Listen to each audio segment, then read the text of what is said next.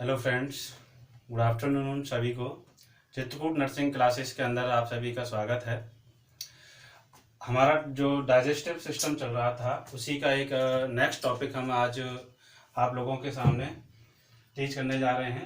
Topic है आपका colitis, ulcerative colitis.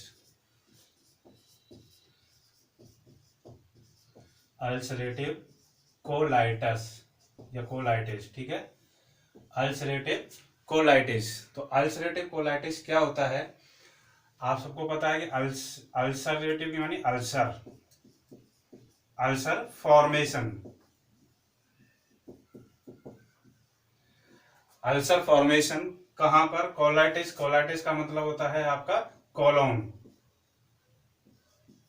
ठीक है, कोलोन। और अल्सरेटिव का मतलब अल्सर फॉर्मेशन, और टीआईएस का मतलब होता है आपका इन्फ्लामेशन, इन्फ्लामेशन, ठीक है। तो ये आपका अल्सरेटिव कोलाइटिस हो गई, यानी अल्सर फॉर्मेशन एंड कोलोन, या ये कह सकते हैं ulcerative and inflammation of the colon, ठीक है।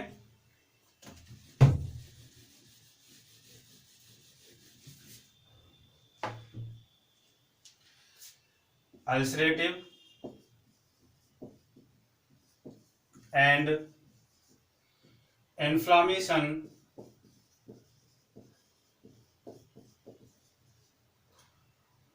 of the colon and rectum, ठीक है। तो इसमें क्या होता है कि अल्सर हो जाता है और इन्फ्लामेशन हो जाता है। कहां पर हो जाता है? कोलोन और रेक्टम के अंदर। अब कोलोन और रेक्टम में किसके अंदर होता है? वो आपकी जो कोलोन के अंदर जो लेयर होती हैं, ठीक है। तो आपका ये कौन सी? म्यूकोसा एंड सब म्यूकोसा, ठीक है। टू लेयर हैं, म्यूकोसा और सब म्यूकोसा लेयर के अंदर इन्फ्लामेशन या अल्सर का फॉर्मेशन हो जाता है, ठीक है। कैसे? देखिए,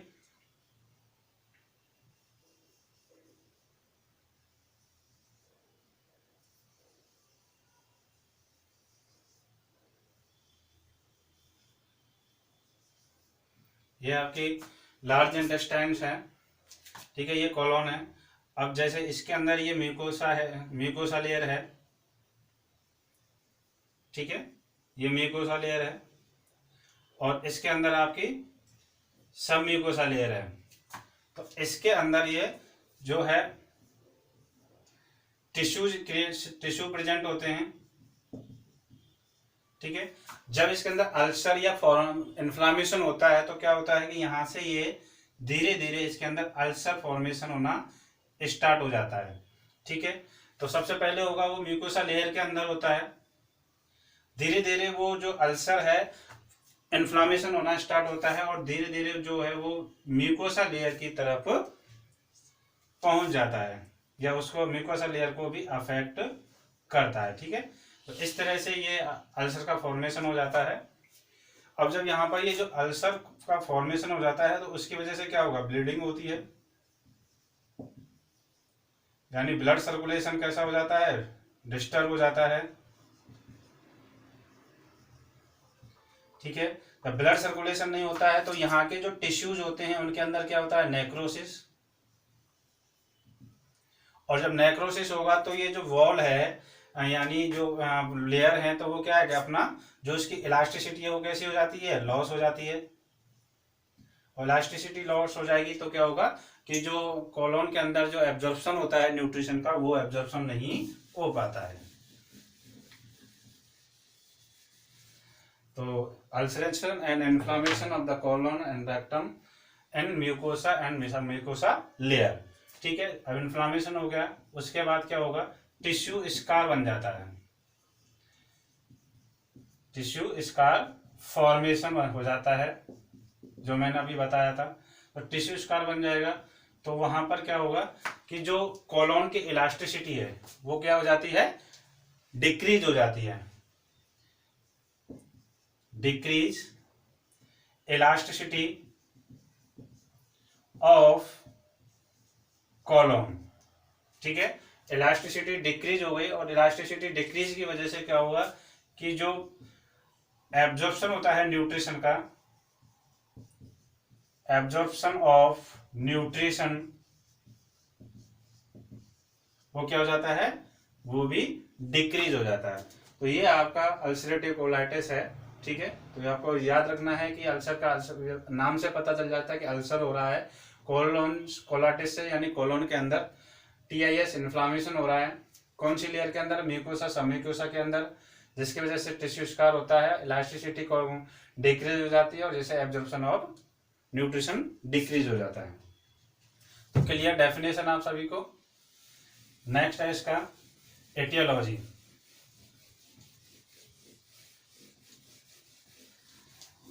एटियोलॉजी में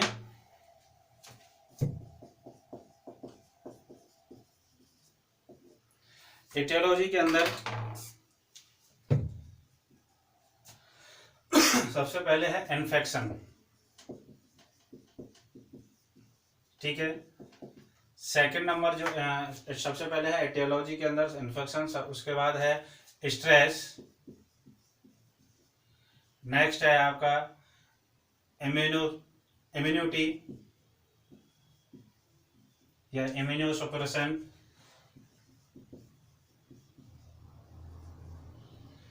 एंड नेक्स्ट है आपका एनवायरमेंटल फैक्टर।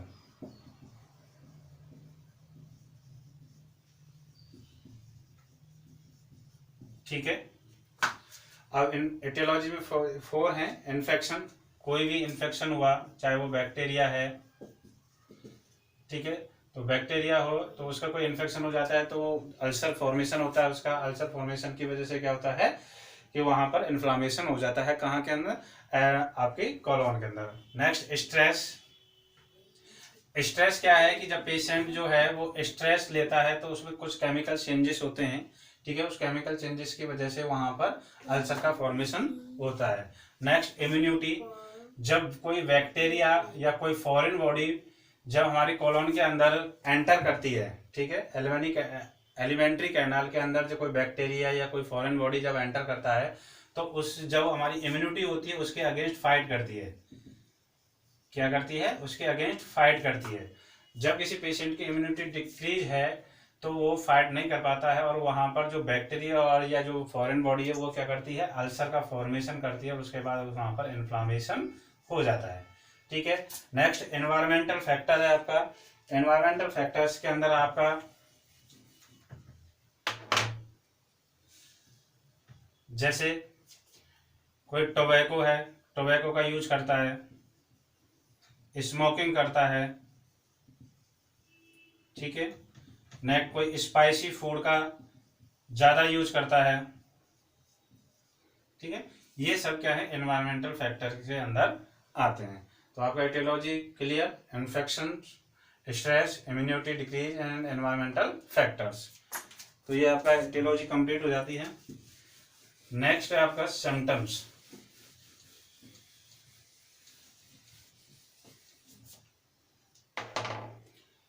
क्लिनिकल मैनिफेस्टेशंस में क्या है,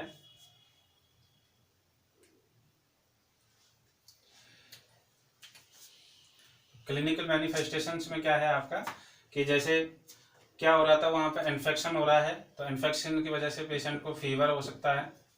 ठीक है, एब्डोमिनल पेन होगा उसको, एब्डोमिनल पेन या क्रैम्पिंग। ठीक है, नेक्स्ट एनोरेक्सिया, वेट लॉस। ठीक है, anaemia, bleeding,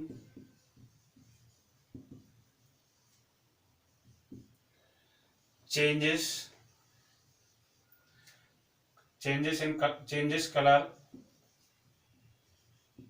and stool, and most important जो सिम्टम्स है इसका वो है आपका severe diarrhoea with with blood and mucus.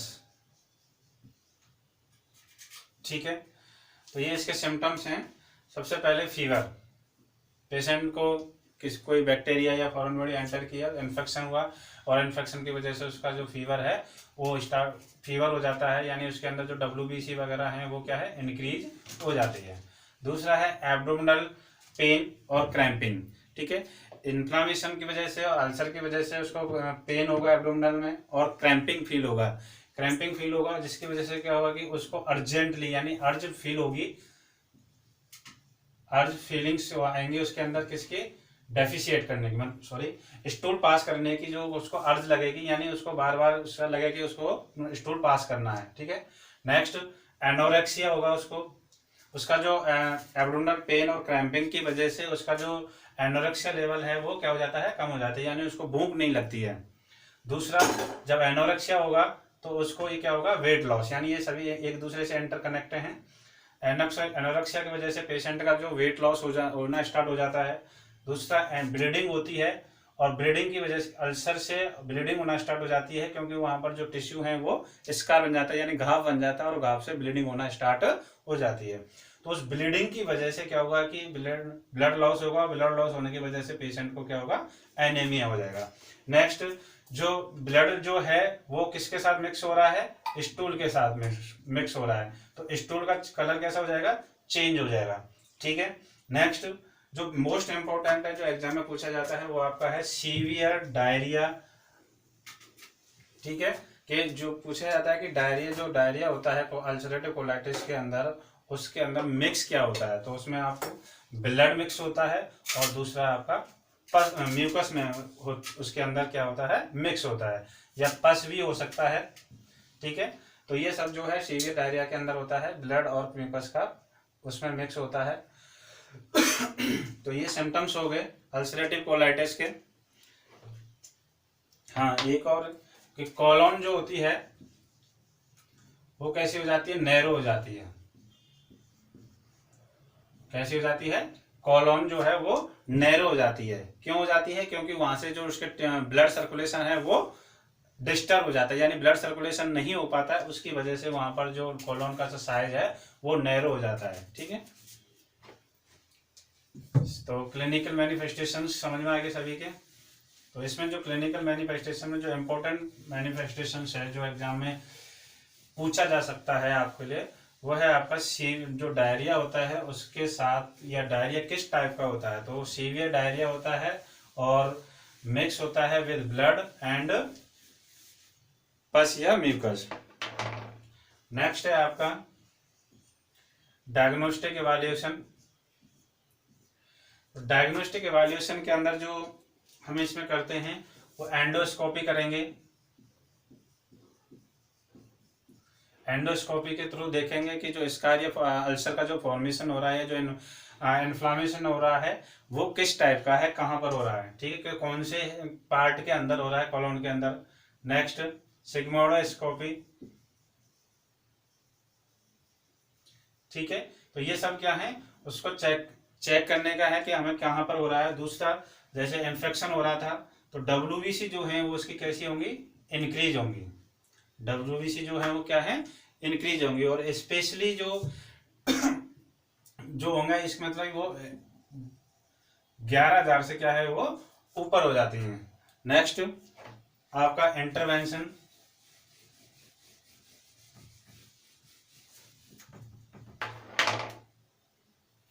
Intervention देखते हैं,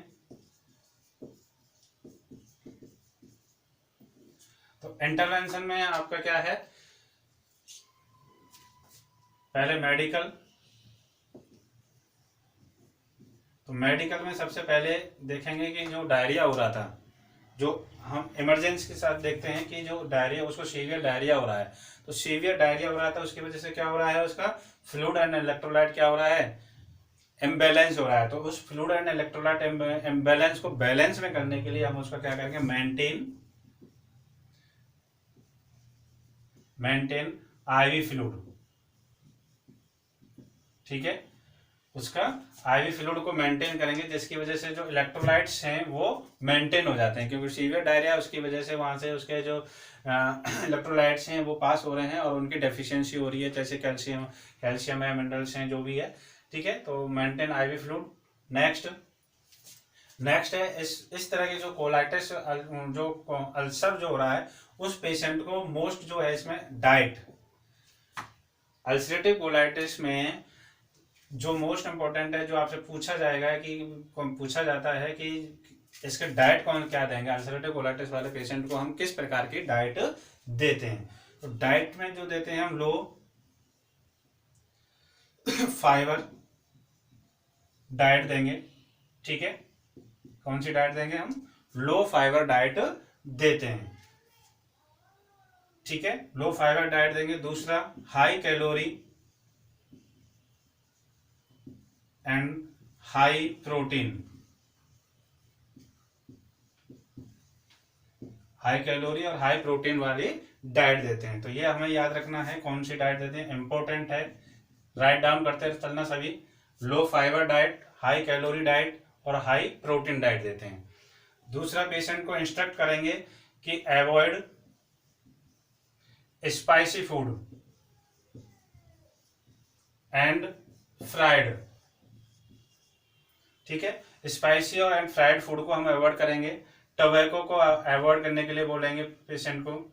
स्मोकिंग के लिए अवॉइड करने के लिए बोलेंगे पेशेंट को, ठीक है। और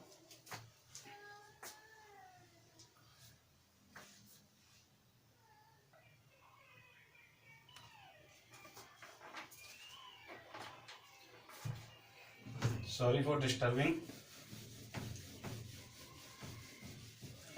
नेक्स्ट डाइट का हो गया। डाइट इंपॉर्टेंट है, आप लोगों को याद रखना है कि डाइट में हमें क्या देना है पेशेंट को।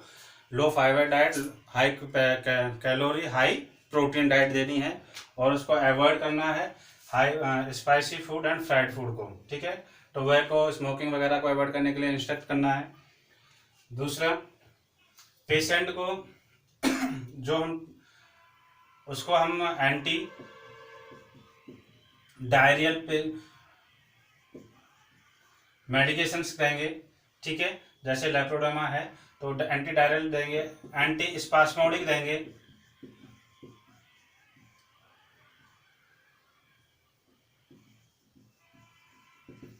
एंटी स्पास्मोडिक ड्रग देंगे, ठीक है।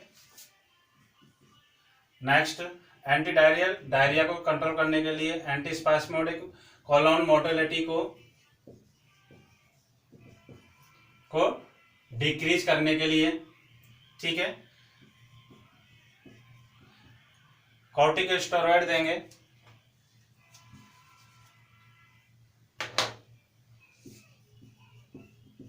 कॉर्टिकोस्टेरॉइड देंगे उसको, ठीक है। इन्फ्लामेशन को डिक्रीज करने के लिए, इन्फ्लामेशन को डिक्रीज करने के लिए हम कॉर्टिकोस्टेरॉइड्स देंगे। नेक्स्ट और इम्यूनिटी को इंक्रीज करने के लिए कोई भी इम्यूनिटी सप्रेसेंट देंगे, ठीक है। तो ये आपका मेडिकेशंस हो गई। नेक्स्ट सर्जिकल इंटरवेंशन है।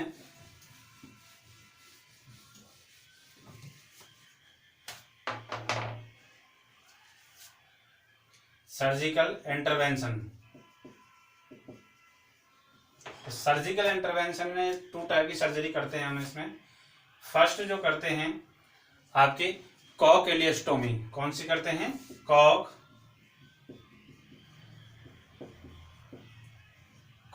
इलियोस्टोमी करते हैं। सबसे पहले जो हम कॉलोन के सर्जिकल जो मूव करते हैं, तो कॉक इलियोस्टोमी में क्या करते हैं कि पेशेंट के एक हम स्टोमा क्रिएट करते हैं, क्रिएशन ऑफ स्टोमा,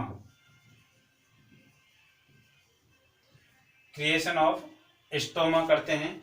कहाँ किसके लिए करते हैं हम स्टोमा का जो क्रिएट कर रहे हैं, स्टोमा क्रिएट कर रहे हैं, क्यों करते हैं कि फेसेस को स्टोर करने के लिए, for store of faces from terminal ileum, ठीक है। टर्मिनल इलियम से फेसेस को स्टोर करने के लिए हम एक स्टोमा का क्रिएशन करते हैं या एक स्टोमा हम वहां पर बनाते हैं। ठीक है, कहां पर बनाते हैं? इन या एट इंटर एब्डोमेन, ठीक है, पाउच। एक इंटर एब्डोमेन पाउच का क्रिएशन करते हैं या वहां पे एक बनाते हैं एब्डोमिनल पाउच का, और टर्मिनल इलियम से फेसेस को स्टोर करने के लिए। ठीक है, अब जब वहां पर पाउच के अंदर फेसेस स्टोर हो जाता है तो उसको कैथेटर के द्वारा उसको क्या किया जाता है? विड्रॉल किया जाता है। ठीक है, कैथेटर के द्वारा विड्रॉल किया जाता है। तो ये आपको समझ में आया। कॉक इलियोस्टोमी पूछा जाता है एग्जाम में, सभी राइट डाउन करते चलना। कॉक इलियोस्टोमी क्या होती है? कॉक इलियोस्टोमी अल्सरेटिव कोलाइटिस वाले पेशेंट के अंदर की जाती है, जिसमें टर्मिनल इलियम से फेसिस को स्टोर करने के लिए एक स्टोमा का क्रिएशन किया जाता है एट द इंटर एब्डोमिनल। ठीक है, एक पाउच का क्रिएशन किया जाता है, जो पाउच बनाए जाते हैं, ठीक है, जहां पर वो स्टोर किया जाता है फेसिस का, और उसको कैथेटर के द्वारा विड्रॉल किया जाता है। आगे समझ में कॉक इलियोस्टोमी। नेक्स्ट है आपका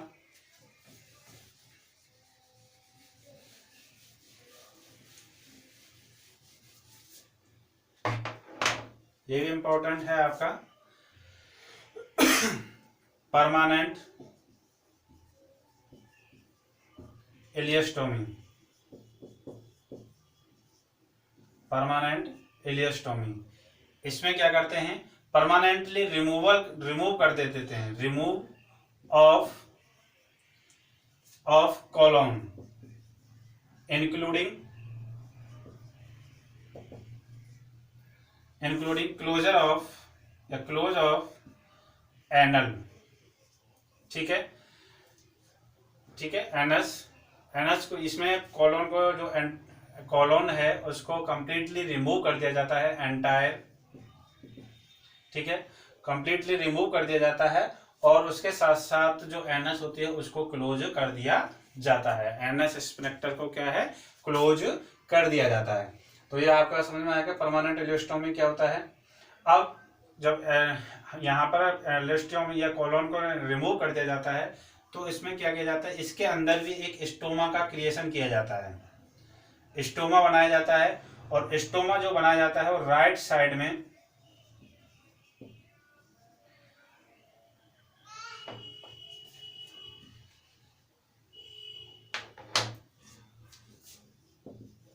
राइट साइड ऑफ एब्डोमेन। ठीक है, एक स्टोमा का क्रिएशन किया जाता है, कौन सी जगह पर? वही टर्मिनल इलियम, इलियम। ठीक है, टर्मिनल जो इलियम होती है वहां पर एक स्टोमा का क्रिएशन किया जाता है। ठीक है, और वहां से फेसिस को विड्रॉल किया जाता है। जैसे ये आपका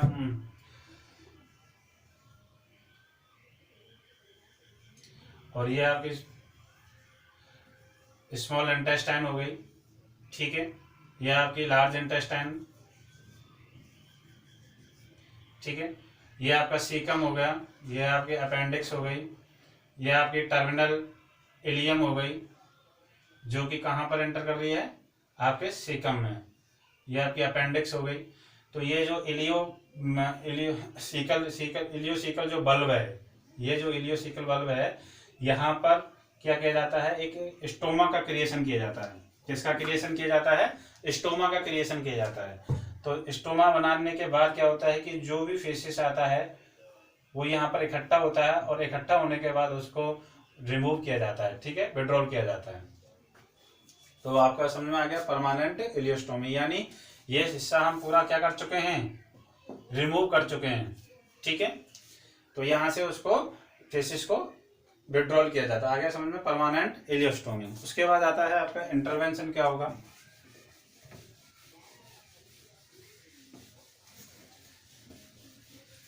यानी केयर कैसे करेंगे सर्जरी के बाद पेशेंट की। सबसे पहले पेशेंट को क्या करना है, हमें एनपीओ पे रखना है। एनपीओ स्टेटस को मेंटेन करना है, उसको कुछ भी नहीं देना है, लिक्विड यानी इंट्रावेनसली उसको सिर्फ फ्लूइड देना है। उसके बाद जब एनपीओ से हम उसको प्रोग्रेस करेंगे डाइट की ओर, तो सेमी लो फाइबर डाइट देंगे। कौन सी डाइट देंगे, लो फाइबर डाइट देंगे। और वही जो मैं पहले बता चुका हूं आपको, हाई प्रोटीन एंड कैलोरी। ठीक है, तो एनपीओ मेंटेन करेंगे, लो फाइबर डाइट देंगे, हाई प्रोटीन एंड कैलोरी देंगे। ठीक है, नेक्स्ट जो स्टोमा क्रिएट किया था, ठीक है, उस स्टोमा को हमें ड्राई होने से प्रिवेंट करना है। किससे प्रिवेंट करना है, ड्राई होने से प्रिवेंट करना है। तो ड्राई, ये इंपॉर्टेंट है, तीनों ही इंपॉर्टेंट है। ये ड्राई होने से प्रिवेंट कैसे करेंगे कि इसको पेट्रोलेटम, ठीक है, ड्राई ड्रेसिंग करेंगे उसको फॉर मॉइस्ट। ठीक है, उसको हमें गीला रखना है, यानी मॉइस्ट रखना। जो स्टोमा हमें बनाया हुआ था उसके लिए पेशेंट को, तो उस स्टोमा को ड्राई होने से प्रिवेंट करने के लिए पेट्रोलेटम ड्रेसिंग का इसमें यूज किया जाता है, जिससे वो ड्राई ना हो। तो इसकी वजह से क्या होगा कि वो पेशेंट जो स्टोमा है मोस्ट रहता है, मोस्ट रहने की वजह से वहां पर नैरोइंग कंडीशन नहीं होती है, और नैरो नहीं होता है तो वो अपना वर्क जो है वो प्रॉपर करता रहता है। अगर वो ड्राई हो जाएगा तो नैरो हो जाएगा, नैरो हो जाएगा तो वहां पर ब्लड सप्लाई रुक जाएगी, ब्लड सप्लाई रुकेगी तो फिर वही दोबारा से वही कंडीशन क्रिएट हो जाएगी, यानी वो बंद हो जाएगा और अपना प्रॉपर वर्क नहीं करेगा। दूसरा, पेशेंट को इंपॉर्टेंट है तीनों, डाइट और ये ड्रेसिंग। उसके बाद पेशेंट को हमें इंस्ट्रक्ट करना है अवॉइड स्पाइसी फूड और फ्राइड फूड को। ठीक है, maintain electrolytes and electrolyte imbalance को हमें मेंटेन करना है। ठीक है, नेक्स्ट पेशेंट को इंस्ट्रक्ट करना है कि वो जो उसकी मोटिलिटी है, कॉलोन मोटिलिटी, यानी उसको वॉक करने से प्रिवेंट, उसको अवॉइड करना है, अवॉइड वॉकिंग। क्यों करना है उसको अवॉइड वॉकिंग, क्योंकि जब वो वॉक करेगा तो जो कॉलोन मोटिलिटी है वो क्या हो जाती है, इंक्रीज हो जाएगी। और कॉलोन मोटिलिटी जो इंक्रीज हो जाएगी तो उसकी वजह से उसके एब्डोमिनल क्रैम्पिंग हो सकती है, और एब्डोमिनल क्रैम्प हो करेगा तो उसको फिर स्टूल के लिए प्रॉब्लम होगी। नेक्स्ट, पेशेंट को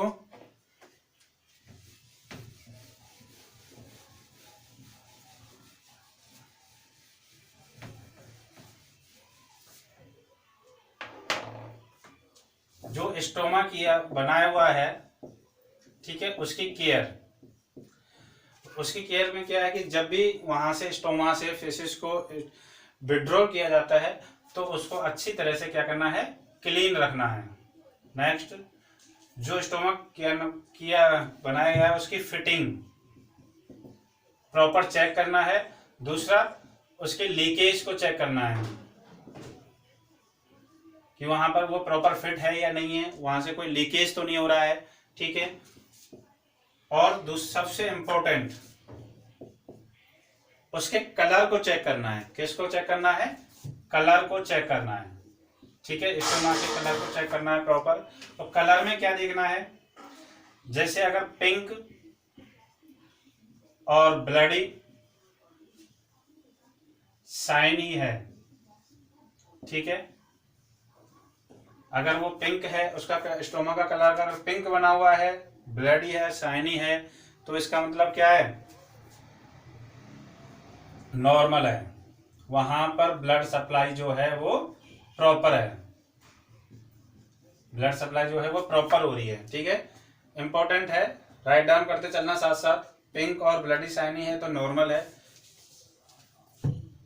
अगर उसके पेशेंट को स्टोमा का कलर उसका पेशेंट को पेल पिंक है,